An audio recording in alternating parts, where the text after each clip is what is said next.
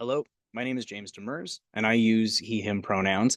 This week, we are celebrating the Trans Day of Visibility, and often I find myself thinking about how much of a double edged sword this day can be. We're often told that visibility is the goal, that if people see us, they'll understand us. And there is power in taking up space and telling our stories. But in a climate where our lives are being funneled through a lens of misinformation, our visibility is often weaponized and used as a tool for harassment or a reason for others to project their own selfish anger onto us. Visibility without protection isn't a gift. As many of us know, it's a risk. It can bring us both fully into the world and introduce us to our potential, rewarding our fears with personal growth, love, and community. And it can also be a violation of our privacy. It can change our sense of safety and massively impact our experiences, even in some of those same places where we would have found affirmation under different circumstances. Gender diverse people always know where the exits are in every room because we need to. For many of us, that kind of exposure happens in the most mundane of places. It's the calculation that we make before walking into a rec center or a library or catching an Uber for a first date, maybe interviewing for a new job.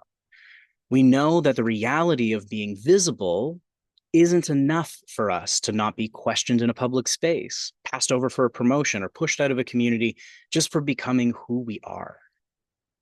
And it can be an exhausting way to live, navigating a government that treats our presence as a debate for its own gain, rather than embracing the ways in which gender diverse people make this city, this province, and this world better every day. Trans history, which often centers on ordinary people faced with extraordinary circumstances, is also where this story begins, held within an experience that is common to many of us.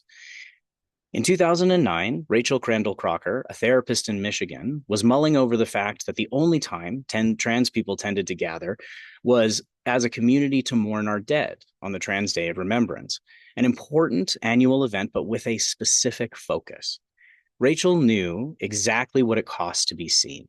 She'd been fired from her hospital job and lost her home after she transitioned.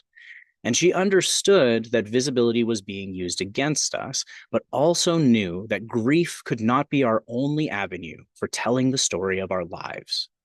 She sat down at her computer and started reaching out to local organizers and began planning a day to focus on the living and thriving trans people that she loved. To create a moment where we could not only be seen as a tragedy or a tool for bad faith political debate, but to be celebrated in all of our complex and dignified humanity. Because it is not just that we exist, we are contributors to how the world evolves and have been since the dawn of time. In more recent history, we celebrate and stand in gratitude for gender diverse people like Dr. James Berry, the surgeon who invented and performed the first successful C-section in 1826, and Dr. Alan L. Hart, who in 1937 gave us the X-ray and a path to fighting tuberculosis. There's Pauli Murray, who in the 1950s built the legal blueprints for the civil rights movement alongside people like Bayard Rustin and Martin Luther King Jr. And of course, there have always been iconic performers like Jackie Shane, who was a soul music pioneer who topped the charts in 1962 while refusing to hide who she was. And of course, we can't miss Wendy Carlos, the godmother of electronic music, who changed the sound of the entire world in 1968. There is Lynn Conway and Sophie Wilson, who in the 70s and 80s designed microchips and processors that give us today's personal computers and the smartphone. Dr. Ben Bears in the 1990s revolutionized everything we know about how the human brain heals itself. And then in 1999, Lana and Lily Wachowski redefined the very language of science fiction, giving us a vision of the world that still shapes how we see reality and how we make movies today. And all of this is what today is really about. For gender diverse people, it's about refusing the shame that others try to project onto us. It's about celebrating every day that we are here without excuse, apology, or exception. For our allies, it's about standing up in loud, unwavering, and explicit solidarity. It is about ruining family dinner to fight for the dignity of your neighbors, friends, partners, and children. It is active, and it is a marathon, not a sprint.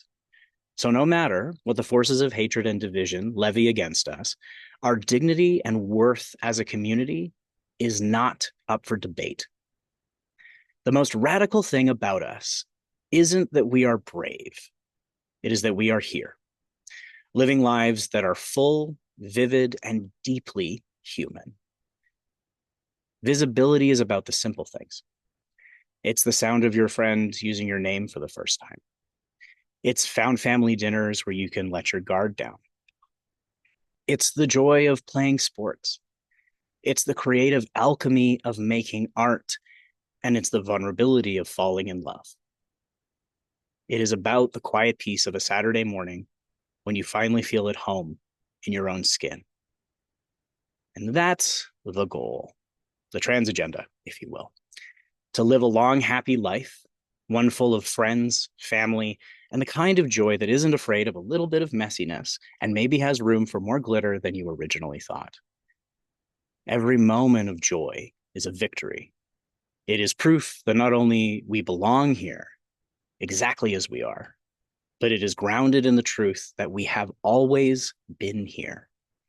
And so today, whether you are keeping your peace or standing under the lights, know that you are part of this. You are with us. We are here for you, celebrating the ordinary, brilliant moments of everything that you are building all around you. Happy Trans Day of Visibility. Thank you for being you.